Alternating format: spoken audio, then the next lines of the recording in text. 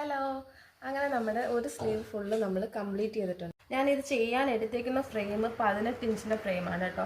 ഞാൻ ഇതുവരെ നേരത്തെ ചെയ്തുകൊണ്ടിരുന്നത് സൈസ് അറിയില്ല, ഈ ഒരു ഫ്രെയിമിൽ വെച്ചായിരുന്നു ചെയ്തുകൊണ്ടിരുന്നത്. ഇത് ചെയ്യുമ്പോൾ നമുക്ക് ഇത്രയും ഭാഗമേ കിട്ടത്തുള്ളൂ. അപ്പോൾ ബാക്കി ഭാഗം ചെയ്യണമെങ്കിൽ ഈ ഫ്രെയിമിൽ നിന്ന് നമ്മൾ എടുത്തിട്ട് പിന്നെ കയ്യിൽ വെച്ച് തന്നെ ചെയ്യേണ്ടി വരും. അപ്പോൾ അത് കുറച്ച് ബുദ്ധിമുട്ടായിട്ട് ഞാൻ ഈ ഒരു ഫ്രെയിമും പിന്നെ സ്റ്റാൻഡ് ഇല്ലാതായിരുന്നു ചെയ്തുകൊണ്ടിരുന്നത്. അപ്പോൾ ഞാനൊരു സ്റ്റാൻഡ് കൂടെ വാങ്ങിയിട്ടുണ്ട്. ഇതാണ് കേട്ടോ സ്റ്റാൻഡ് വരുന്നത്. ഇത് 18 ഇഞ്ചിൻ്റെ സ്റ്റാൻഡാണ്, ആരി സ്റ്റാൻഡാണ്.